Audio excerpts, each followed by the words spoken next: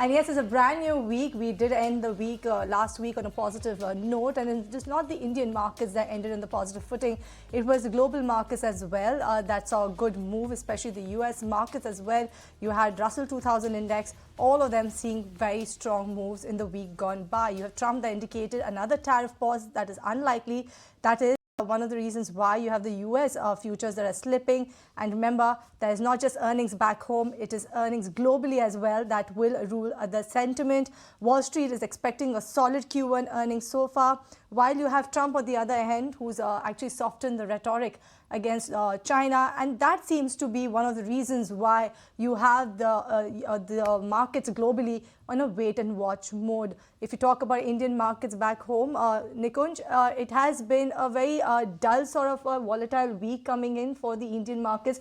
No doubt last week we ended on the positive note. See, you have to look at things in context. You can look at absolute and then you can say, okay, we had a dull week because others did well. But you have to look in context where we were versus where we are versus where we are headed. Now, for the week gone by, of course, it was not very exciting. And the reason why it was not exciting, why? Because in the middle of the week, suddenly geopolitical tensions, they kept up and they kept everybody on the bay. But interestingly, which nobody is talking about it, that even though there were geopolitical tensions which were at bay, and I think they started emerging from Wednesday onwards. You've not seen big selling by FIIs. I mean, normally if there is a geopolitical risk, normally if there is a country risk, normally if there is a risk of escalated military action, FIIs are the first ones who do not, who don't sell, who don't buy, and they sell. So for me, that I think is something which I would really consider before making a market view, that foreign institutional investors have not panicked. Second, the market setup, I think there is clear, very well defined leadership in the market, which is that FIs are back and banks are moving higher and banks are delivering. So there is a section in the market which is exhibiting leadership because the market was bereft of leadership, which is there. That's point number 2. Point number 3 is that in the month of May, do you sell and go away? And normally we love to use this line, it says this punchy line, May aaya, bech ke jao. I don't think you should sell. And the reason why you should not sell is why? Because with each passing day, I think the India appeal is getting better on the tariff front, on the valuation front, on the macro front, and also on the micro front. We'll talk about earnings and other factors which are at play. But consider the market where right now you are in the sweet phase where DIs have cash, SIP, FIs are not selling, IPOs are just 1 or 2 here or there, and promoter blocks are not there. So this market right now is bereft of fresh sellers, and more than news, I think it's the fresh, evidence of fresh selling which will keep us at bay. Who would have thought 15 days ago that we would be at these levels? And the week gone by, IT led the uptick.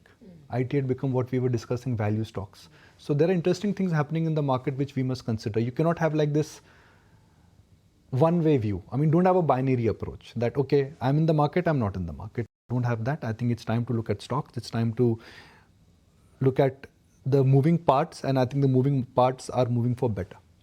Right. And in fact, what you mentioned, Nikunj, about the fact that one thing is very heartening to know that the FIs are not panicking, they're not selling. If you look at the FI figure, month to date, we've actually turned positive. Yeah. So why are FIs back? Are they here to stay? And if FIs are back and if they're here to stay, what impact that could have? Now, let me be a devil's advocate here, and if I put cold water on all the FI activity, the FI activity last week I think was very strong, and yet the market did not see any kind of an elevation. So the question you would ask yourself is, becha kaun? DIs were buying, FIs were buying, so maal becha kaun? That's one. Yeah, but they don't have that appetite, right? What are we looking at? We are looking at 3,000 crores. And I think this is DI. Sorry, just look at FI. Thursday data, 8,000 crores. The markets were flat. Monday also markets were flat, right? Sorry, Friday markets were flat. Yeah, I don't remember. I was on a break, so I don't remember. Flat with a negative bias. So it's like FI buying is there, yet markets are not moving higher. So you could ask yourself is that why? But when the average trader knows that FIs are back, and when crude is on your favor, and when India is getting on the right side of the tariff war, you cannot be bearish in the market. So my point is, the punchline which I was looking for has suddenly come up on my mind, and the punchline I would like to describe the market is, don't be bearish for the sake of being bearish. If you stay in the market, the chances of making money in next few days or few months are higher than you staying out of the market. Third, just because markets have gone up, that does not mean they're due for a fall. So, oh, you know, it's gone up. Now what do we do? No, just stay. Stay. You don't have to be active. You don't have to invest at these levels. I think we spoke about IT before I went on a break, that IT was looking cheap. And we'll talk about the sectoral weightages right now. But that's where I stand. I think don't be bearish for the sake of being bearish. So that means that you can't just go with that famous line that sell in May and go away? Yeah, I mean, don't sell and don't go away. Stay in the market. Okay. That's the mantra for the May series. But let's also talk about the big boy Reliance, because that did come out with its earnings, and what we have seen this time around. It's not a bad set looking overall. It's a bit operationally little bit weak.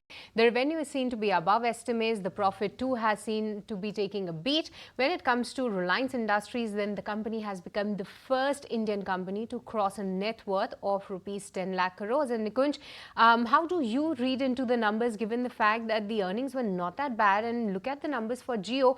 They have been good on all the fronts, and for the energy business as well, there has been announcement. See, these are not numbers where I would thumb the table and say, wow. These are not wow set of numbers, but they are marginally better than what the general street estimates were. Incrementally, if you look at all the businesses which they represent, the businesses are getting better, and especially the new age businesses, because that's where the delta for them actually would come in. Now, can these numbers really move the needle for the market per se? I doubt it very much. But Reliance is so under-owned and it has underperformed so massively that if I take the composition or the compulsive weightage component out, you've not seen what could be called as Reliance specific buying. Why Reliance has gone up is largely because of its weightage. But you've not seen anybody really saying that, oh, you know, we are buying Reliance irrespective of the market view.